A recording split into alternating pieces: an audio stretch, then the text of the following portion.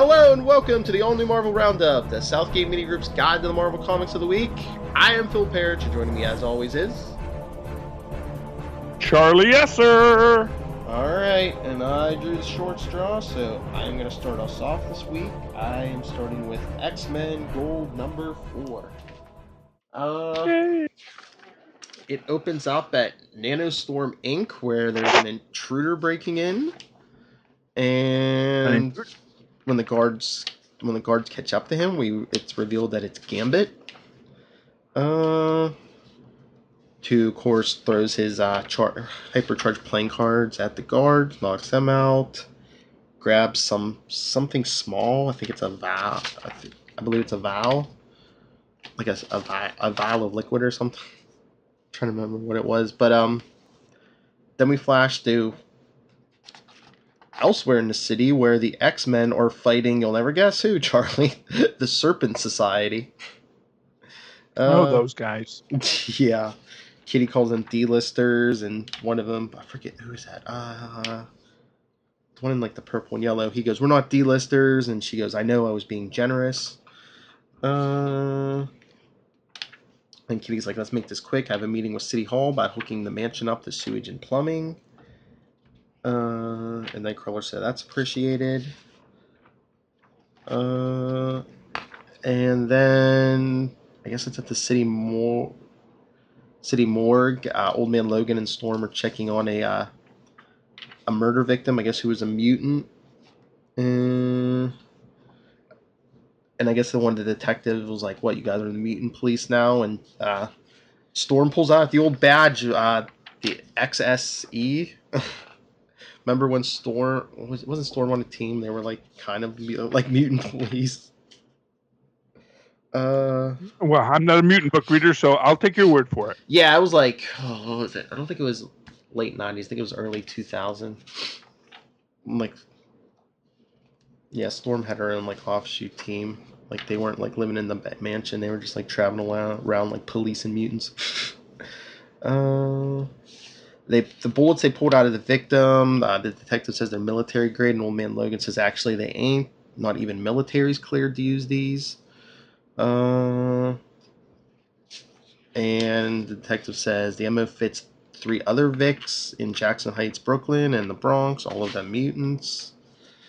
And then a penthouse on the Upper West Side, Gambit meets his client who paid him to steal this little vial, and in there it's a bunch of it contains it's a small container, but it contains hundreds of thousands of nanites. And so Gambit's asking her about that. Oh, this is interesting, Charlie. You know who the woman who hired him to steal these nanites? Olivia Trask, Boulevard Trask's granddaughter. Trask. Yeah. Wait, a granddaughter at this point? Yeah, that's what she said. I mean, she could be. Okay. I mean, she looks young. She could be like in her 20s or something. But yeah. No. I mean, I follow I'm just saying. I mean, you can make Trask older. I mean, he is the head of a corporation, so obviously he may have had children. But you do think of him as something of a contemporary to people like Professor X and even Cyclops. Mm-hmm. So, but, I guess maybe they just never got around to having the kids who had kids. So I guess it works. Yeah. So I guess Gambit didn't vet her well before he took the job, because he's like, I'm thinking maybe it's not the best idea to give, nanites to the granddaughter of the man who invented Sentinels. And so fight. Gambit shatters the vial, and Olivia says, "You idiot, the nanites can interface with computer systems." That's when things go crazy. Back at the mansion. Are the nanites programmed already, or are they just going to go crazy? They didn't... have we just released like a bunch of unprogrammed random... I don't know. I don't know. They leap into the computer and it looks like there's like an explosion and... I don't know if she said they're actually programmed or not, but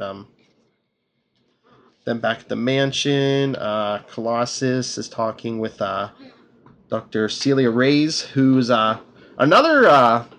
She was one of those X-Men you forget from like the early 2000s. The Doctor woman. They're checking out the weird lizard guy who was working with the Brotherhood last arc. Celia says he's not a mutant though, and supposedly he's an extraterrestrial. Because Kitty's asking Magma about it, and Magma's like, I don't remember anything that happened, just that Mesmero was in my head. That's when Gambit calls for help, and Kitty and Rachel Gray have like a psi conference with them telepathically. The X-Men jump into Blackbird to go help him. And last page, Charlie, the nanites have mutated. They've built themselves a like a man-sized, like sentinel-shaped robot body.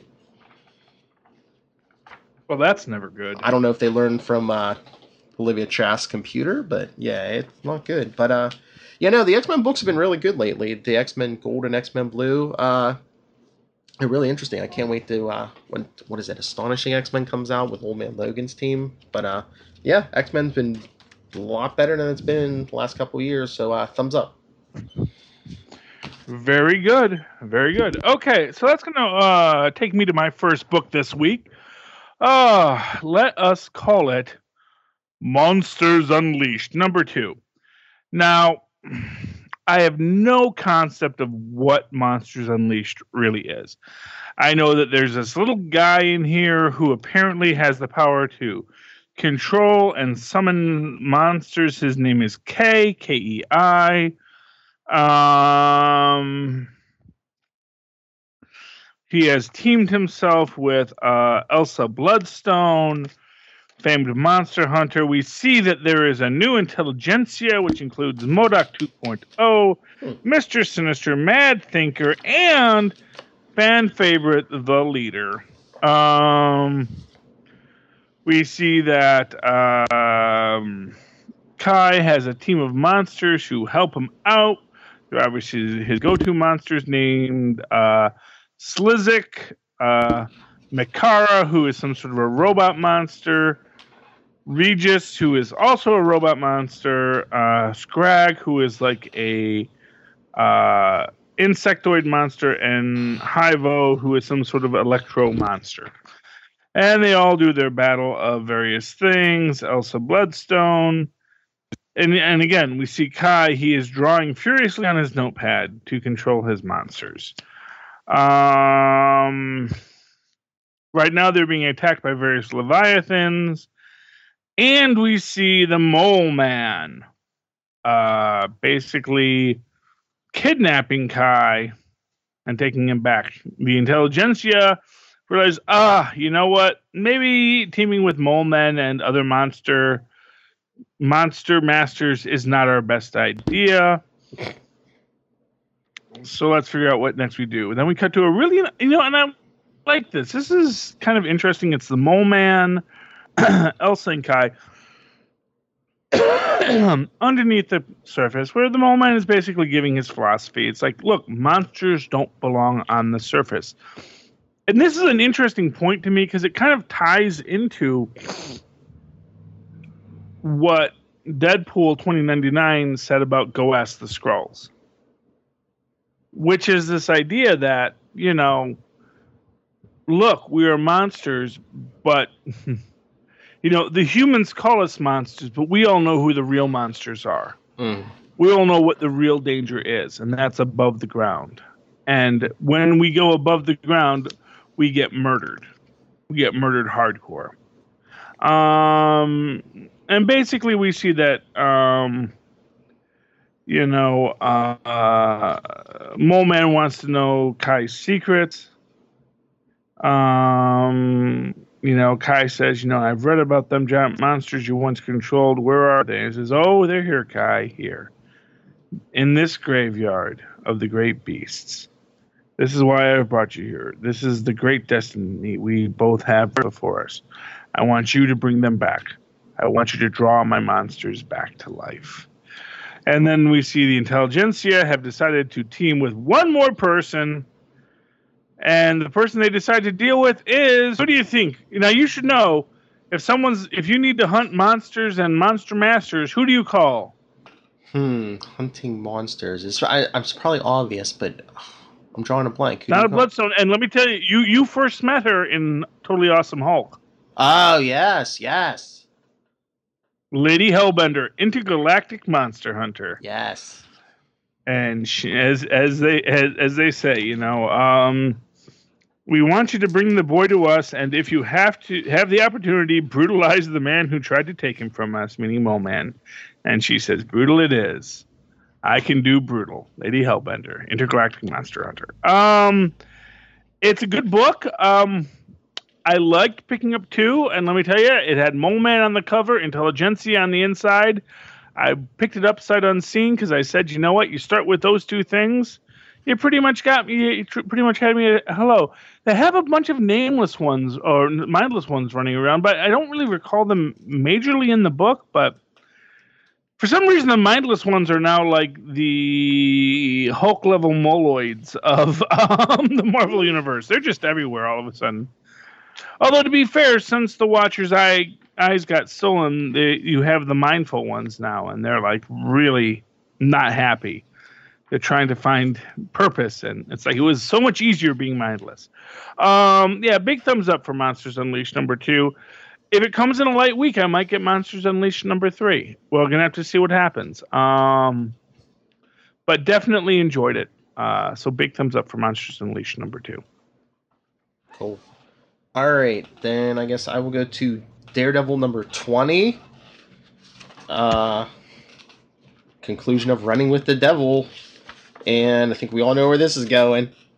Does the devil get run with? Well, actually, in the beginning, Matt Murdock as Daredevil is running home, because the Purple Man was controlling him. He wants to make sure his girlfriend Kirsten's all right. And meanwhile, he just left the Purple children. Remember, they said they wanted to help him, and one of them says, "You want to help Daredevil?" And the other one, and his brother or whoever says, "Seems like the right thing to do. I mean, he saved us from Kilgrave a bunch of times." And the first one says, "I know, Joe, but how? What can we even do?"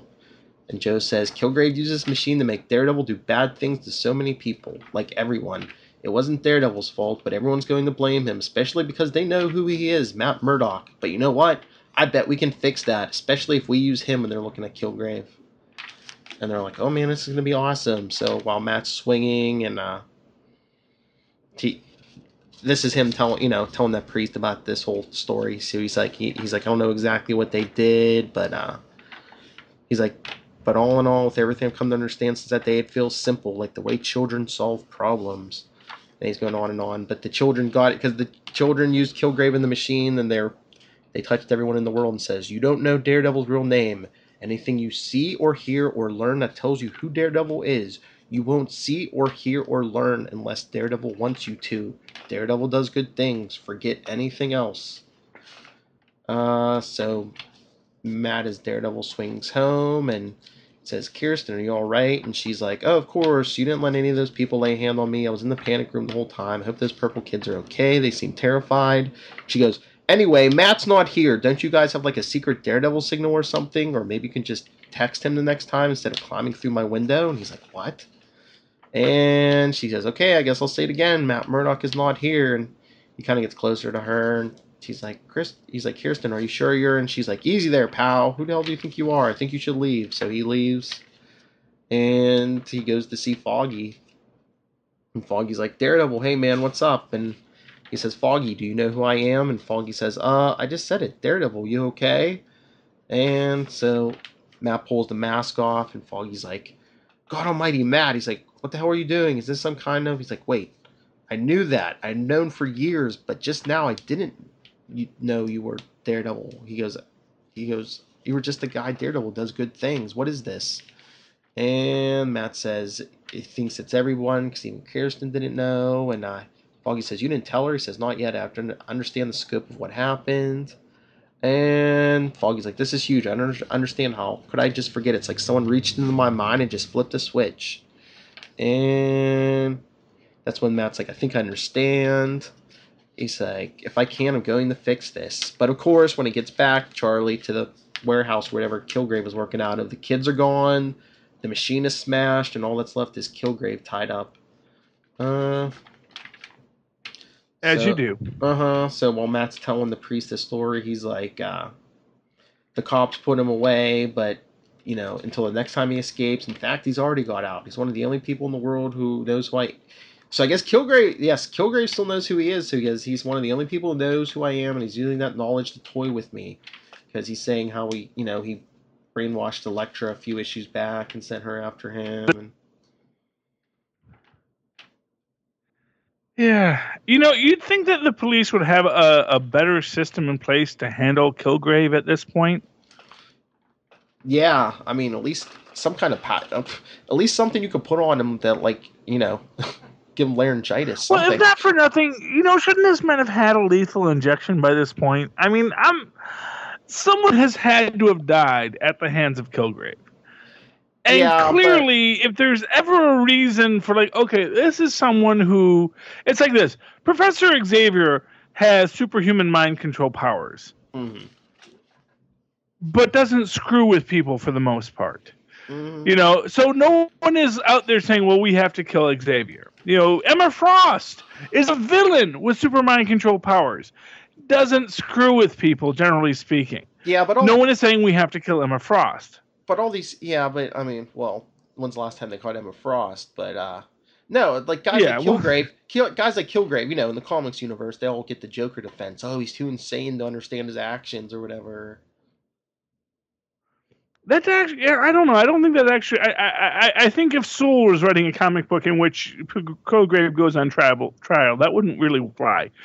But the laws in the Marvel universe are pretty scarce. But I'm thinking, it just seems like in the Marvel and DC universe, at least for superpowered people, there's no death penalty. Yeah, there's no death penalty. Honestly, there's no EPA. There's no death penalty. No, there's no. It's really a libertarian paradise, you know, which is what you get with the libertarian paradise is, you know, massive pollution, fascists taking over. But every so often, 1 in a million people gets superpowers. And quite frankly, people think that's a fair deal. You know? Yeah. People think of the fact that, oh, well, we might randomly fall into a pile of goo or find an alien artifact or anything like that. And then we will we will become that 0.1% of superpowered people on the planet Earth. And that's all we need. You know? Mm-hmm. Yeah. Okay. So while the cops are taking Kilgrave away, Matt's thinking how nice it is that, you know, the cops don't know who he is again, and everything seems good because they don't look at him suspiciously anymore, or that he's just taking out criminals to pad his autobiography. Because he was hired to write an autobiography. He's like, just me doing my job, trying to help. So then they have him tearing through the criminal underworld, beating guys up. There's a mugger he beats up. There's a gang doing whatever. Wait. He still has an autobiography out there? Well, no, they hired him to write it. It never got published, and I think he even says in this issue the deal gets tanked because, you know, before, when, you know, whoever the guy who paid him to write it knew he was Matt Murdock. Now it's just, you know, Daredevil, so they're not interested because, you know, they're not going to get the secret identity or anything. Yeah, I guess. Yeah, I guess that makes sense. So, although everyone knows although this is interesting because, of course, everyone knows that Daredevil does good things. Mm-hmm. Not for nothing, they just turned Daredevil into Captain America. Or Spider-Man, because I mean the whole One More Day thing like wiped his. No. The whole reason why Captain America is able to take over as Hydra Cap is because everyone knows Captain America does good things. Yes. It is an internalized idea in the popular culture of the world. And even our world, which is why people are so mad, is that Captain America does good things. Mm-hmm. But now everyone in the world also knows Daredevil does good things. Which means that if Daredevil goes up against Captain America, people are going to be confused on what to do because they know Daredevil. But here's the thing: Daredevil has the power of Purple Children behind him, and trademark Doom Tech, which we're going to get to in a moment. So the fact that Daredevil does good things is more powerful than just the general belief that Captain America does good things. No one's going to pick up on this, but that's what just got established. So, in an alternate universe, that if they ever bring back What If, that's a great little out to throw out there. Oh, okay. I wouldn't wait till the end, but yeah. So he's beating up all these criminals, and he's thinking that it feels good to just go out there and do good because before he was afraid to get involved in a lot of stuff because it could spoil some DA's case, since they knew it was Matt Murdock interfering and stuff, but now it's just good, but he wants to go home, and then in the present, Father Jordan? Yeah, he's asking him, are you actually going to confess something? I haven't heard you confess, a sin, and Matt Murdock says, I told you, I nearly killed Zebediah Kilgrave, and then I put half the criminals in San Francisco in the hospital. And the priest even says, you sure? You sure did, and when you told me about those things, you know what I didn't hear in your voice? Remorse. He's like, whatever brought you here, you're not sorry about that. And he's telling them about how he broke up with Kirsten, and the Father Jordan, because he didn't tell her he was Daredevil, and Father Jordan says, but you told Foggy right away. He's like, yes, I did, and he's still angry about it. I explained it. I told him about how I was going to make it all worth it. My plan to end crime in the city, all of it. So he's still angry, but then they show him breaking up with Kirsten. She's like, okay, yeah, don't let the door hit ya. So he's a fascist now too? Well, it's getting there, but yeah. So, but he's saying that's his big sin is, he says, I lied to Kirsten. I took something away from her that she cared about very much. I took away the future she was expecting, her happiness, and I didn't give her a choice. I didn't even explain why. I was weak. And that's when Father Jordan's telling him, well, he's even saying, he's like, Father Jordan says, did you save her life? Did leaving her save her life? And Matt says, yes, I think it did. There's no doubt in my mind. Everything that happened with Blind Spot makes it even more clear to me. And Blind Spot was prepared, trained. Kirsten wasn't. And Father Jordan's like, so you saved them, and you saved everyone in the world from whatever the Purple Man was going to do. He's like, and because of that, you felt compelled to confess. Good old Catholic guilt really does a number on you. He says you ended a relationship with what sounds like a wonderful woman, and you weren't proud, and you aren't proud of the way, in a way you weren't proud of. You were weak, you were afraid, but those things aren't sins. They're human nature, and despite the incredible things you can do, you are still human. He's like, I can't absolve you of anything. There's nothing to absolve. You have to forgive yourself.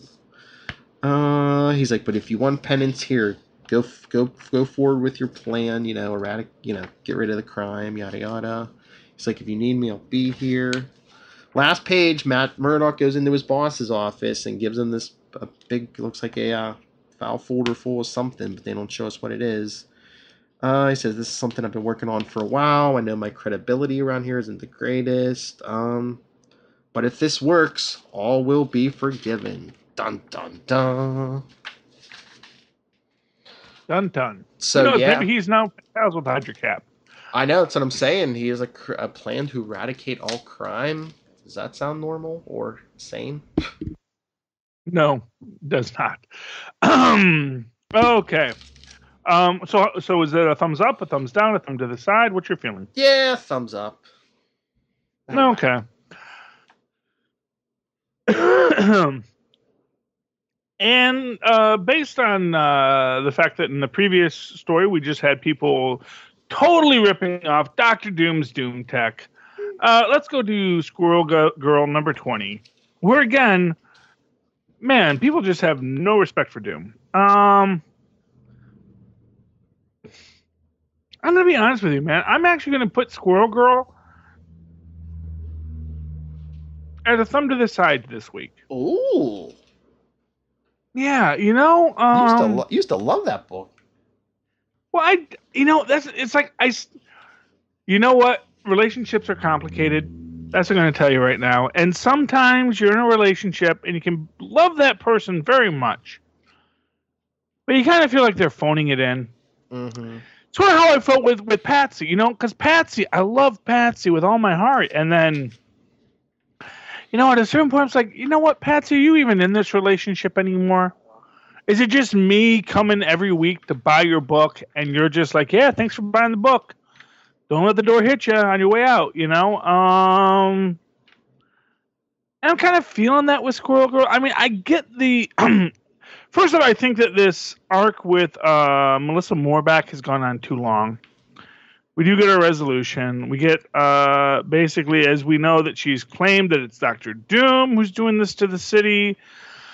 When Dr. Doom does show up, we see that it's actually a bear. But she controls bears, so it's a bear in a Doom suit. We see J. Jonah Jameson observing things and saying he always knew that he always suspected that Squirrel Girl may be a threat or a menace, but never both.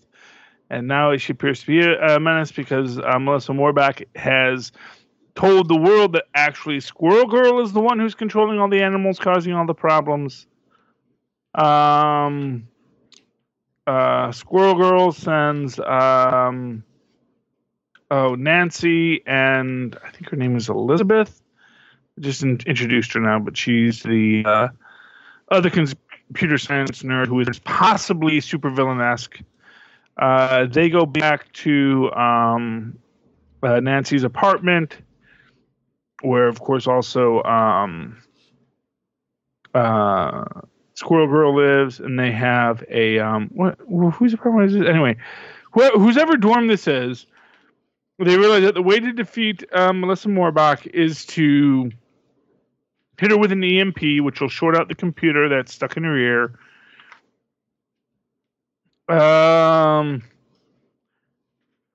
They do so. Well, actually, they take Tippy Toe and they give her an air treatment so she looks like a rat, because that's the only animals that Melissa's letting near her to protect her. And once Tippy Toe triggers the EMP, all the animals sort of like, what the heck just happened? And they all run away.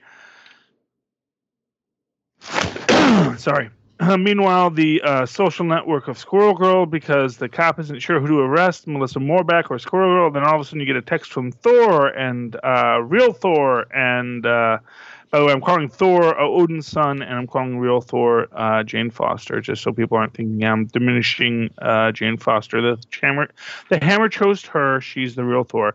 Tony Stark and Spider-Man all saying that trust Squirrel Girl. She's the right one. Then we get to the final scene where Melissa Morback is in jail, and who should come to visit her in jail? Ratatoskr, the Norse evil squirrel god, because she wants to destroy Squirrel Girl too. Also, Chicken Alfredo and Chef Bear are now married. One of them was apparently Jewish because they're having a Jewish ceremony. Doesn't make a lot of sense to me, but I'll go along with it. It's cute. And they say that Chicken Alfredo and Chef Bear lived happily ever after. Yeah, you know what? It's not a bad book. There's still a lot of humor in it. But I just kind of feel like the threat is minimized. The outcome is weak. I guess it kind of strikes me as like I don't feel any weight to this book. And to give you to give you a cross example, you have Monsters Unleashed #2, which is a book I just picked up. I felt there's weight to this book. I mean, the characters are I'm thrown into the characters. I don't have a lot of relationship with anyone. But I'm walking away from it feeling there's stuff going on here. There's a story here. There isn't a pat resolution.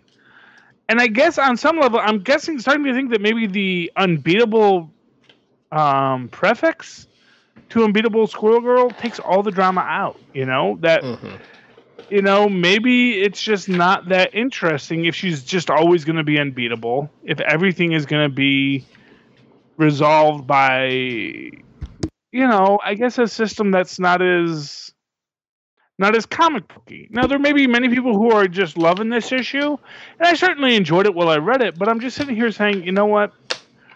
Not everything can be a stellar review, and I'm going to say Squirrel Girl number 20 made me go, okay. We'll see what next week is with Boys Night Out, which is Koi Boy, Brain Drain, and Chipmunk Hunk having their own adventures. So maybe that'll be fun. Or maybe it's a filler book, and I'll be annoyed by that too. Okay, what's your next book, Phil? All right, well, I guess I'll go to my last book of my own. My pick of the week, of course, Secret Empire number 2. Although you did good book. You did flip, yeah, you did. I did. Yeah. No, I read it. I had to read it online because I couldn't get it digitally. I couldn't get it physically at the time, but I did. I did read it based on the code, and it is. It's a great book. Yeah, I mean, I'm tempted to call it my pick of the week too. Quite frankly, it was really good. If you want to, yeah, do it. So yeah. Hard. Yeah. It opens up with the heroes basically searching for survivors after the bombing of Las Vegas. And so we see them, and then Black Widow says he has to die. Flash to New York, where Luke Cage and Danny Rand seem to be fighting demons in the dark. And they're about to get overrun until Jessica Jones shows up. And then they go back to the hospital because I guess Claire's there, night nurse. So I guess they were looking for supplies, and they're saying there's no power, no communication. Everybody's running out of food and drinkable water. No antibiotics, and they even reveal here Charlie. This was interesting. Since they're stuck in like the dark forest, I guess the only source of light they have is when the couple hours a day Dagger can like light up Manhattan. Mm-hmm. I thought that was very cool. And you notice it's just like speaking in like Skrullese there. Mm-hmm. So clearly there's like a mystical quality to what she's doing. Maybe like a supernatural steroid or something, something to strength. But Claire says, she's not lasting as long as she used to. She used to be able to do it 10 or 12 hours a day. Now we're lucky if we get 4. And then we see, I don't know if this is in a church, but a gang is trying to rob. Is that a priest? They're trying to rob a gang of people, and who comes in? It's a priest. Yeah, I thought that was the caller. Yeah, but who comes in and saves them, Charlie? The hero of our story, Wilson. Yeah, Wilson Fisk. the Kingpin Fisk. Yeah, and he said, "You won't want one for anything. All I ask in return on the day when we see the sun again, you remember it was Wilson Fisk who kept you safe." Yeah, because he's not going to ask for a favor. No, well, what he's going to do is he's going to run for mayor. Oh, can't be worse than Jameson. And so can't be worse than Jameson. Honestly, Mayor Fisk is hardly the worst thing you could have. I mean, I'm sure he's corrupt, but honestly, here's what I'm going to tell you. Or you might even get President Fisk. I don't know. And there's lots of options you could have there. What? But here's the thing about President Fisk. He's going to. I don't buy it, Charlie. Be of that. Corrupt. You don't buy it? Corrupt businessman runs for president. I don't know. It seems far fetched to me. Yes. Well, you have to remember this is a world that has just gotten that has already embraced the fascism of Captain America. True. So the new fascism of Wilson Fisk as the anti-Cap fascist may well get a lot of play. But yeah, that's my take on that. I really no, but definitely Wilson Fisk, and you saw this a bit with a lot of Fisk's other in Fisk's own book. This idea that he is very much in that Godfather mold of the guy who's very much, a king in the saddle, Hmm. which is that he is a king who is always among his people, always maintaining his right to be king. And he is saying, when the time comes, don't rat me out. Know that I am here for you. I will always be here for you because I am the kingpin. And if you think these superheroes are going to get rid of all the things I do to make my money, well then, feel free to turn me in. But we both dang well know the best you're going to get if I go away is freaking Tombstone murdering you all. Hmm. You know. And yeah, so that's my take on Wilson Fisk in this scene. You know, all he wants is people to be his friend and to be loyal to him, and he rewards that greatly. You know, and in this moment when the world is desperate, his rewards are much easier to give, but they are great and they are everywhere. Hmm. And that is the point of Wilson Fisk, is that he is a man who is able to back up what he says. Now, exactly why we're not sure, because theoretically this should be in an almost anarchistic state where the power of the kingpin should be questioned. Yes, he's a big guy, but he's not bulletproof nor particularly, uh,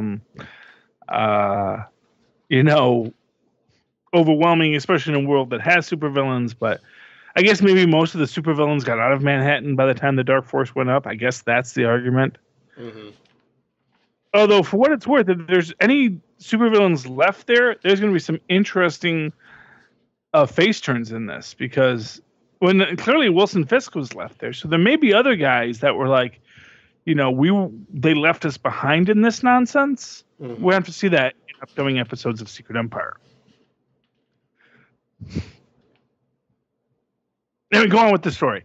All right, so back at the Mount, all the heroes get back, and they're all depressed and sad, and that's when Black Widow tells them we don't have time to mourn, we don't have time to be angry, we only have time to act, and she's basically telling them, all these people are dead, and the man who killed them must answer for what he's done. So basically, she's saying they have to kill Steve Rogers, they don't have any other choice, and that's when AI Tony says maybe we do. He finally looked at that message, the message from Rick Jones, and it's a recording, and he says, "Hey everybody, if you're seeing this, there's a good chance I'm dead." And yeah, that sucks. He recorded it when he was prisoner of Hydra, and he hacked their computers, and he knows the whole truth about Captain America, and he tells them the whole story about the Cosmic Cube and Pleasant Hill, and how the Red Skull manipulated Kobik, and how she made Steve Hydra, and how he hatched his own plan for world domination. And yeah, he got it in the Selving too, and how he kept the cube fragments from Captain America and everyone else. They're still out there somewhere. And that's when the guards burst in on Rick, so he had to stop the recording.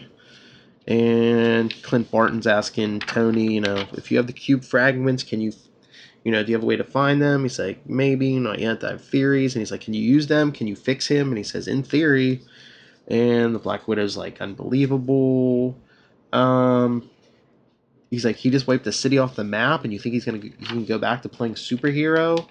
They're like, yeah, we had all, this is just another crackpot theory. Was he an LMD? Was he a Skrull? She's saying, if you think this is what he wants, then you don't know him, because if Steve Rogers, if that man knew that he was being used like this, if he knew his life was costing even one person theirs, let alone millions, then he would beg us to kill him. And speaking of the man, Steve's holding a press conference. Then they're kind of flashing back and forth between that and him talking to his old buddy, Helmut Zemo. And we find out it was actually Zemo who gave the order for the bombing because Cap didn't want to do it, but he says, "Hey, I helped you save. Hey, your old buddy Helmet, helped you save face with the council." Yeah. Well, technically, it was Elisa and Zemo. Yes. That he gave Elisa the power to do so, and they are the ones who did. Which is an interesting thing. This equivocation by Cap. Mm-hmm. The keeping his. It's an interesting. It's an interesting way that they're presenting Cap. So much as the man along for the ride. Mm-hmm. And you really get the idea that he is. Well, we know that he's been manipulated. Yes. And exactly, and now I think we're seeing a lot more of how manipulated he is, because it's hard for him to just to square the child's version of Hydra that he was raised with, mm-hmm.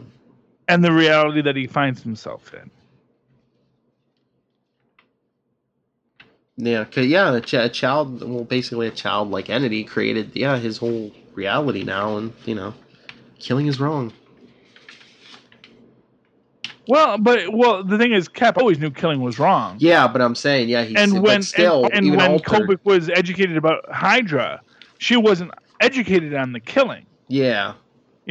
She was educated on the glory of everyone working together and being the unified Hydra of that seeks to raise all men to greatness. Mm-hmm. Through order and discipline and structure. And that is what she was raised on, and that is the Hydra that she and Selvig, that Cap and Selvig were indoctrinated into. But compared to the true Hydra, the true fascism, it is essentially this. It's an interesting take on the idea of people that are raised by white supremacists, or even people that are raised in any conspiratorial framework, whether it is based on race, whether it's based on economics or based on anything. These people are raised and they don't necessarily embrace the evil, they embrace the philosophy. Mm-hmm.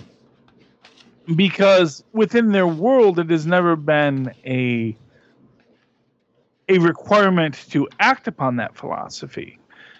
And once they actually have to act on that philosophy, and they do see humanity just outside of the philosophy they were told, it immediately makes them start to question things. And of course, I think that's very much where Steve Rogers is finding himself right now.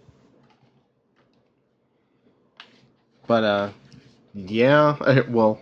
which Steve? Well, we'll get there. So Clint and Natasha are talking at the mount, and they're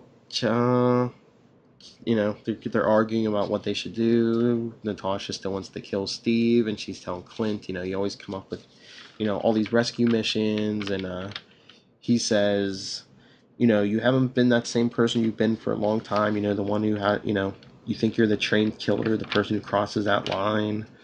And he says, it's just gotten harder for you to remember, who you turned into since Bucky died. And she's saying, you're one to talk. Do you really think you'd be drawing such a line in the sand? And he says, you mean if I hadn't killed Bruce? And so, and she's saying, and can you tell me if this plan, if it doesn't work this time, you wouldn't move on and do it my way the next time? And he's like, I can't help who I am. She says, I know, and kisses him. And he says, he pulls back. She's like, what? He's like, just for a second, I thought you pulled the old sedative and the lipstick stunt on me. She goes, oh, Clint, I respect you too much for that, as she decks him and knocks him out. I'm glad we keep making the same mistakes. She takes off. So Clint wakes up, tells Tony, Natasha's in the wind, and so Tony says, we just have to work faster. Clint says, you found the way to track the cube fragments, and he says, of course I did. Look who you're asking. So they're going to send a team, Charlie. It's Hercules, Ant-Man, Mockingbird, and Quicksilver, because he says, even if it's a suicide mission, he'll do whatever's necessary to rescue his sister. Uh, so they're gonna have. They're saying that team's gonna have to get out of the country to find some of the fragments. And Ant-Man says, "Fellas, you're looking for some help on that front. I might know a guy." Ironically, 24 hours later in Colorado, Miles Morales catches up to Natasha, and he says, "I don't think you're gonna kill, Steve Rogers." And she's like, "Oh, is that a fact?" He's like, "Yeah, actually, it is. There was this version of the future. Remember, everyone saw it. I'm the one who kills Captain America." And she says, "Oh, so you think you're here to help?" And he says, "All I know is I'm tired of trying to run away from this. Whatever's gonna happen, let's just get it over with." And Natasha says she doesn't need a sidekick, but that's when some of the it's champions, but it's do you think isn't it all the champions? Cyclops is Kamala there? Kamala, Cyclops, but Kamala's there. No, because all you see is Amadeus Cho, Riri's there, Viv, the new Falcon, and what's her face, the new Wasp, yeah. Oh, okay. So it's actually not the champions. It's just a couple of the champions and then some of the other younger heroes. Mm-hmm. And they're all like, where Spidey goes, we go. And Natasha says, "Very well then, children. Welcome to the Red Room." Yep. Then jump to Montana. Hercules and his team are in a bar. And Scott's like, "Yeah, I know. It has a real... you will never find a more wretched hive of scum and villainy vibe to it." So, going off of that, who is their Han Solo they're looking for, Charlie? Do you remember? Sorry, I was on mute. Yes, the one true Captain America, Sam Wilson. Yes. Hashtag my cap. Listen to you now. Like a week or two ago, you're like, "Oh man, they should make Red Wolf Captain America," and I was like, "Oh, you're gonna take the job away from Sam Wilson?" Now you're like, "Sam's my cap." Well, no. Well, Sam has always been my cap. They haven't given it to Red Wolf yet. I would love to see them make Red Wolf Captain America. I actually don't think Red Wolf would necessarily want the job, but I think that if they give Red Wolf the role of Captain America, you're going to have a really fantastic Captain America.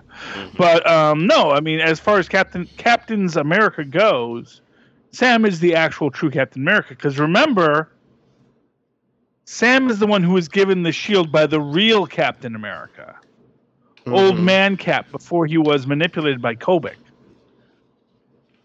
Yeah. So the truth is that I think that, had Cap not gotten his powers back from Kobik, not had his past rewritten, even if he had come back, he would have said, "No, Sam, you're Cap now." He might have still said, "Well, I'll be Cap too, but you know what? I gave you the shield. You are Cap."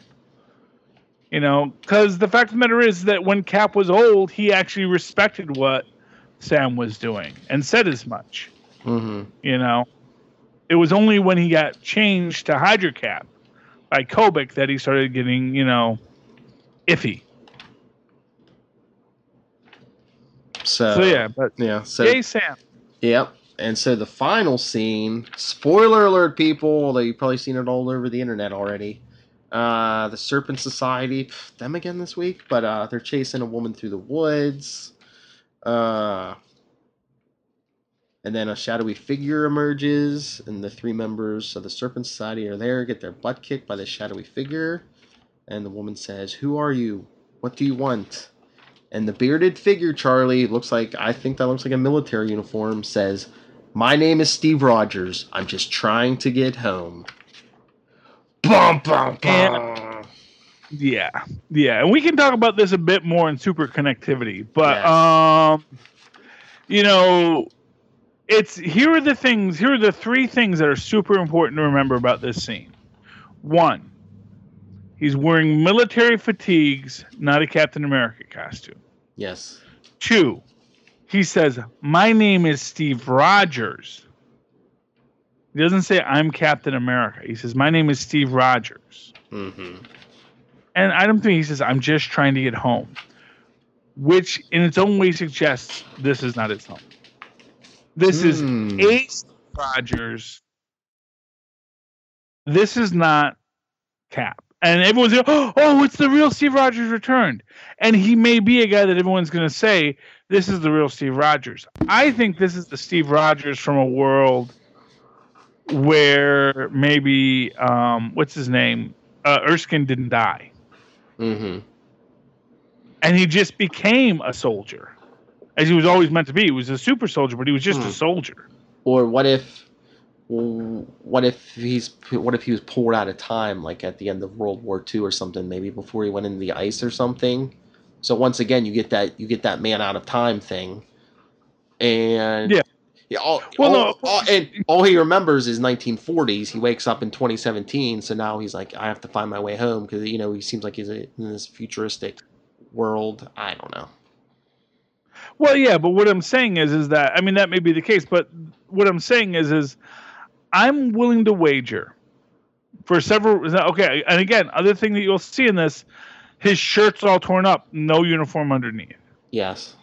And the beard. So there are people that say, oh, he looks like Cap when he was in Dimension Z, and that's true. Cap had a beard in Dimension Z, but in this situation, what I'm inclined to say is this is a Cap who is a frontline soldier who's trying to get home, here's a fun, odd idea.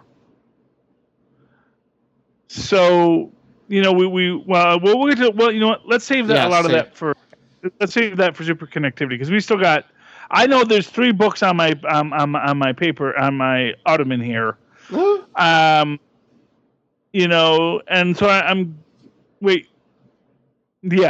so we have 3 more books to do. Yeah, so follow us to super connectivity after this episode. Yeah, and it'll post eventually, kids, promise me. I know that we've been a little slow in posting it, but we blame Rob for that, because we make Rob do all the hard work. Yes. Rob, let me tell you something. Rob is the Gilligan of Southgate Media, and you think that's an insult. But you actually ever watch Gilligan's Island? All the work, everything that gets done on Gilligan's Island gets done by Gilligan. Everyone says, oh, Gilligan always screws up. It's like, yes, because Gilligan's the only one doing any of the work. So every so often, yes, things go awry because the only person who's doing any freaking labor on Gilligan's Island is Gilligan. Everyone else is either sitting there, you have Skipper who yells at people, Professor who thinks of things, and Thurston who just lays back and relaxes.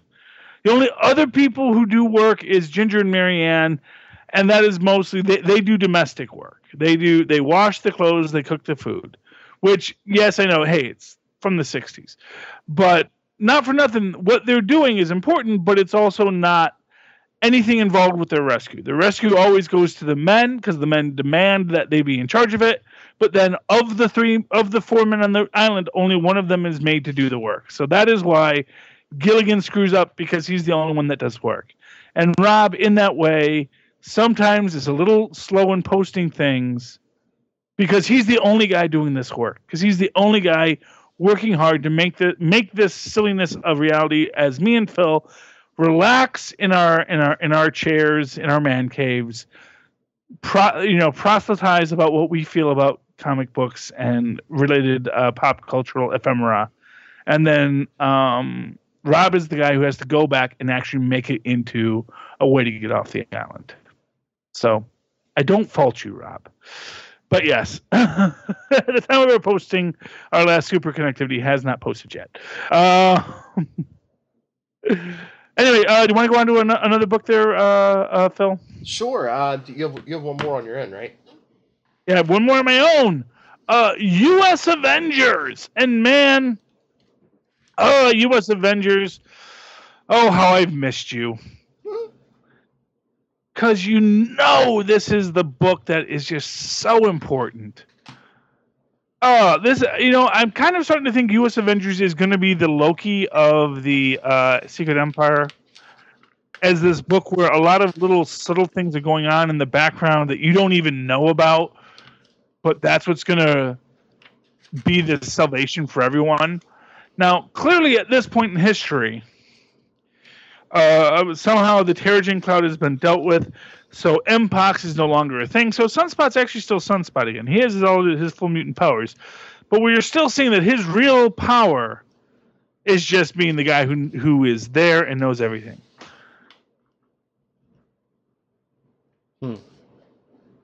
We open up with Sam Guthrie, Cannonball, being driven to the Terran system by Space Cabbie, a big blue guy with a little blue goatee that looks like it's actually just part of his face.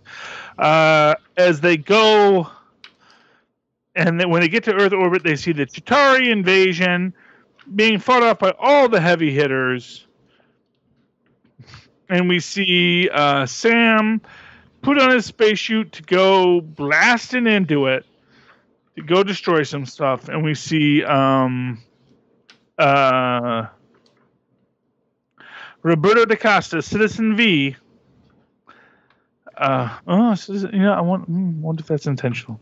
Citizen V, he is very frustrated because his shield helicarrier, his shield helicarrier Douglas, is stationed over Washington, D.C., and he wants to join the fray, and he can't. We see Quasar getting eaten by the dragon and blown up just as Sam Guthrie goes to save her. And not for nothing, kids. We all knew that, yes, when it looks like Quasar died, we all know she wasn't dead. Have you ever wanted any more evidence to say that she isn't dead? Trust the fact that we just said that, and also Cannonball died in that. Quasar and Cannonball did not just die in the same attack, okay? Yeah. Let's be honest here, kids. Because he was a blasting, and he's pretty much indestructible when he's blasting. And she has freaking quantum bands. So, yeah. We see Roberto talking to Cap. Where he says, he's telling Roberto he has to hold his ground. That's where he's supposed to be. We get a neat bit here with Tony Ho, Iron Patriot, and Enigma. And Enigma, they're a couple now. But Enigma is like, you're putting all these guns on your, she's definitely built out the Iron Patriot armor, so she's looking way more war machine-y. And you see them, and she's basically saying, I know what I'm doing. I'm not Tony Stark. I'm not being this guy that everyone thinks I am. And we also see that General Maverick is getting his shot of some red by one of the white aim. There, he's getting this shot that's supposed to allow him to overcome his Hulk limitations, but we all know that's going to end poorly. And then we get basically the Dr. Faustus coming over the comm, doing his whole control of the helicarrier. But then we flash back to Roberto's mental defense 101. And we see him realize that his symbol, you may remember that Rogue's symbol in Kenny X-Men was an X. And for DaCosta, it's red triangle. So he's red triangle. Everyone knows that it's red triangle protocol. Someone's trying to mentally control us. And we see that DaCosta is about to be attacked by the blue aim guy. And he's like, red triangle, Larry. Larry, it says, so everyone who believes in a real cause is a hypnotized stooge now? I used to look up to you. But then you just joined the establishment. Hail Hydra, you insufferable ass, as he shoots him. We see that the U.S. Avengers are entering the fray. And then we see that Red Hulk, who has had nanites put into his system to help him Hulk out, suddenly says, red triangle, as he goes to punch Tony Ho. Next episode, we see Enigma and Squirrel Girl and Ares. Yes, the greatest Avenger ever is back. Wolverine and Thor combined, as well as some lady in red with a sword. Maybe that's supposed to be Excalibur. I don't know, but when did she start wearing red? It's hard to tell in that image. But they're fighting Hydra in Paris. So, big thumbs up for U.S. Avengers. Definitely think there's a lot going on in that book that you are going to want to see later. I think a lot of groundwork's going to be laid that they're going to go, oh, that was the book we were supposed to be reading. Okay, we got 2 books left, Phil. Pick one. All right, I will take Mighty Thor number 19. That's a good one. Yep. Starts off, everyone's trying to stop the Phoenix, especially Thor and Quentin Quire. And that's when Jane appears to be sucked into the Phoenix, but I guess it's basically a conversation of the mind. And the Phoenix tells Jane she's one of the foolish creatures it's ever encountered. And the Phoenix Jane says, don't do the bidding of the Shi'ar gods. And the Phoenix says, the Phoenix Force does no one's bidding, not even the gods. I am a force of universal nature. I burn because I am. And then Jane says, then you're going to force me. What? I said such hubris. Jane's like, I'm gonna have to force you. You're gonna have to force me to make you stop. And the Phoenix is like, oh, it's amused. And the Phoenix Force says, I'll make you an offer, Jane Foster of Earth. I am offering to ease your many heavy burdens, or at least of one very particular heavy burden. The Phoenix Force says, give me Mjolnir. And you'll have peace. You'll be free of the curse of Thor. And it just seems like the Phoenix Force is like, yeah, you'll be free to go die in peace. I'm like, wouldn't a more tempting offer be like, I can cure you? It's like, yeah, give me the hammer and just go die.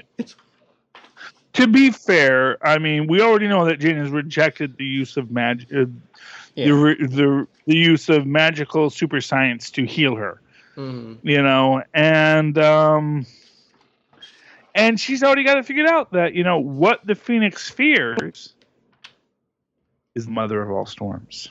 And the hammer, because that's why it wants the hammer. That's what Jane said.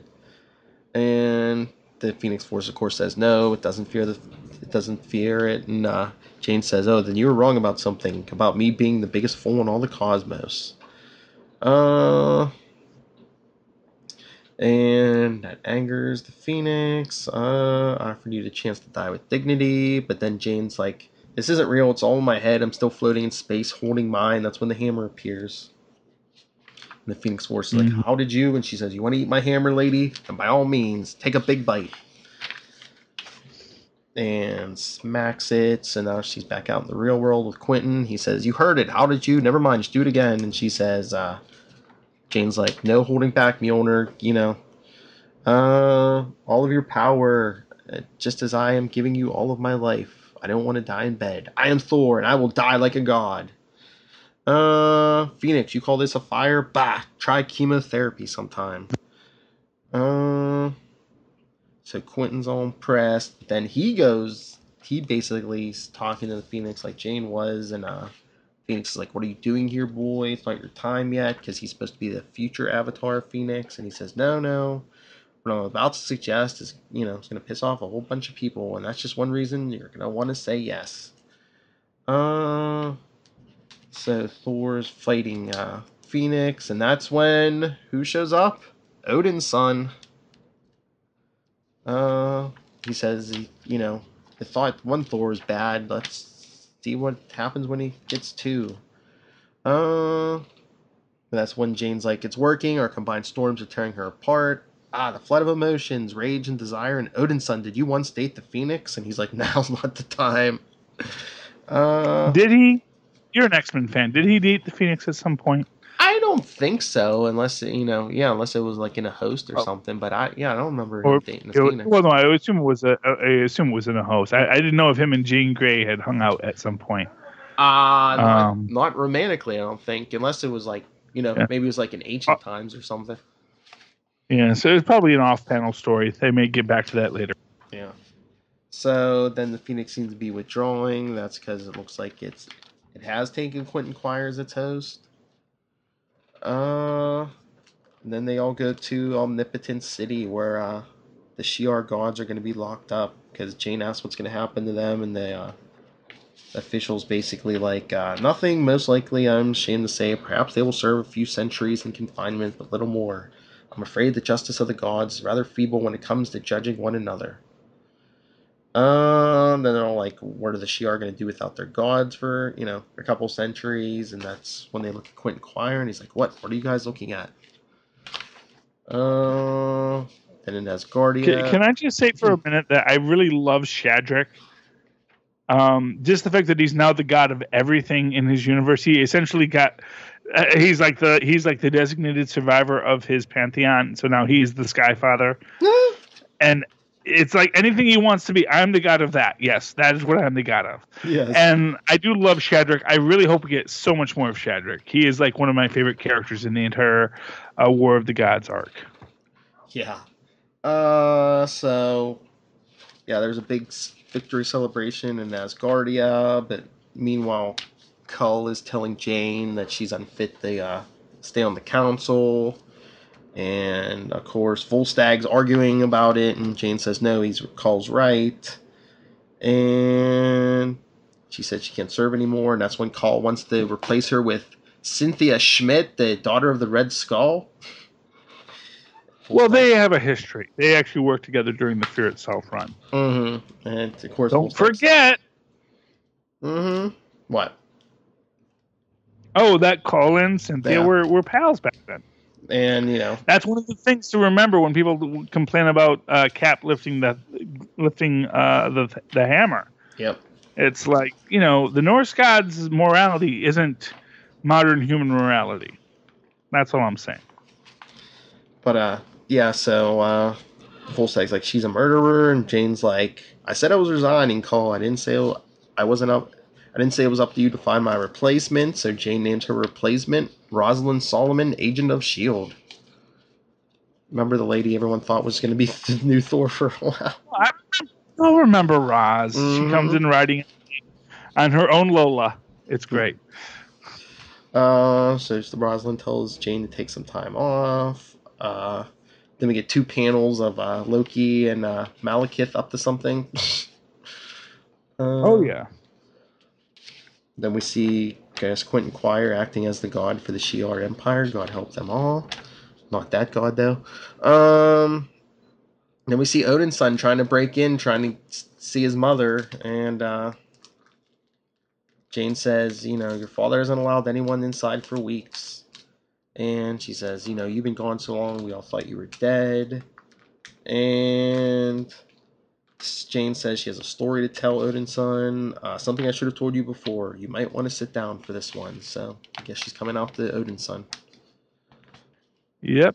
Then we see the Phoenix. Well, I guess Quentin Quire just has a piece of the Phoenix Force. The rest of it's flying through space, and it says, as usual, the Phoenix has set its sights set on other faraway interests, and of course the footnote says very familiar interests. See Jean Grey #1. Mm-hmm. And I guess it flies past where we see on the last page, Charlie, Mangog. Yeah, I was so upset by that. Why? Because I was right. Because, well, no, not that. No, I knew you were right. I knew you were right from the minute you told me. Oh no, that's Mangog. I was like, oh yeah, Mangog. No, I was upset because it's like, oh, the judgment is coming. The judgment is coming, and then the judgment doesn't come throughout the entire period. It's like, really? Okay, but now we're gonna. Oh yeah, remember that judgment? It's a thinking of something. It's getting itself ready. It's gonna be here. Don't worry. And it's just like, really? Okay. But now it's here. So great that Phoenix and Mangog are gonna do a team up, and Thor team up number something or number 20. Yeah, and we get Ultimate Thor too. Well, whoever the new Ultimate Thor is. Oh, you mean the War Thor? Yes. With the gloves. Mm-hmm. To see who the War Thor is. But yeah, it was a great issue. Big thumbs up. Yeah, no, it was a very good issue. I certainly loved it myself. And that brings us to our final book, Ultimates 2, number 7. Or Ultimate Squared. Ultimate Squared. So Ultimates times Ultimates, number 7. Our recap is by the Never Queen again.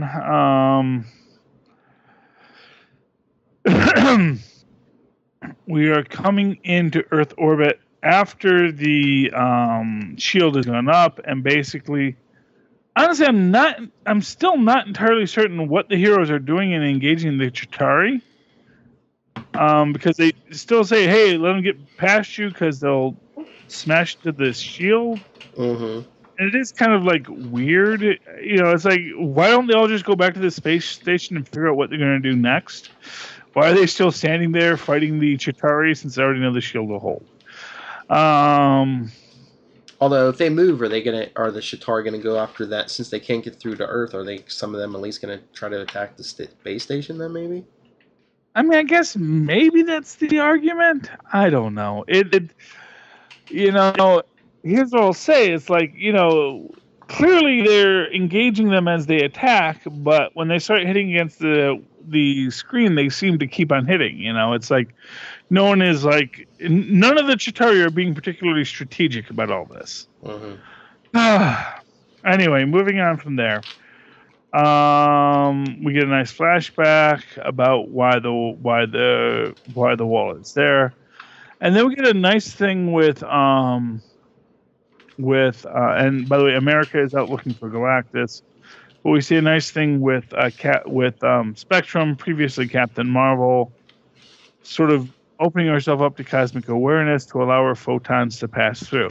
And this is a thing that kind of bugged me in this. Clearly, the sun is still rising in the Hydra Cap universe, or the Hydra Cap world. Oh, so light's getting through.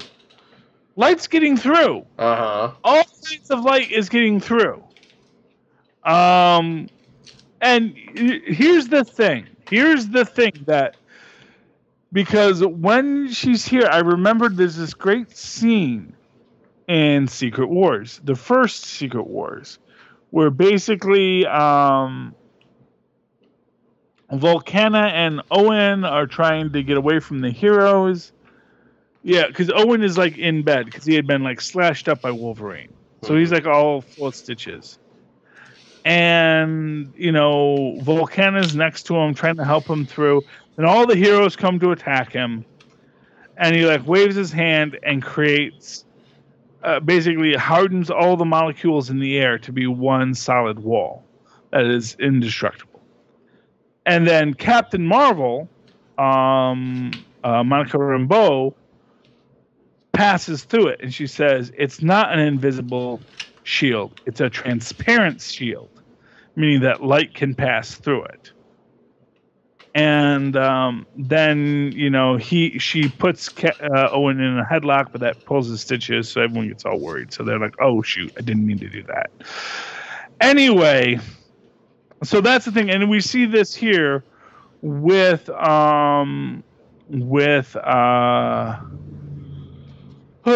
Monica trying to pass through this shield and opening herself up to her cosmic awareness, which also lets her, for a moment, find America, as she has found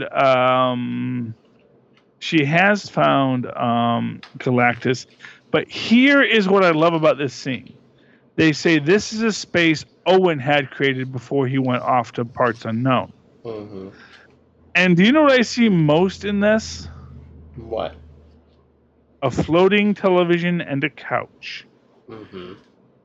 And why is that important? Because when the Beyonder went back to the Beyond, and he said, this isn't even a place when I'm not here, he started creating things to have in his little space. A TV and a couch, and then like a bunch of Dazzler paraphernalia and cars and trucks and things like that. Various toys that he wanted to have in his space. But seeing Galactus recuperating in this place beyond, and seeing that floating TV and couch there, reminded me of where the Beyonder went when he wanted to get away. So, I've often felt that Owen and the Beyonder are much more bound together than people think. Mm-hmm. And basically what we're seeing here is that, Galactus, hey, he'd love to help, but I gotta rest. And we see Carol pulling Captain Marvel out of the shield because she was totally lost in there. She was, quantum tunneling through everything. And now they gotta get out of the way because here comes another Chitauri invasion. I'll give it a thumbs up. I mean, it's maybe like a hair's breadth to the side.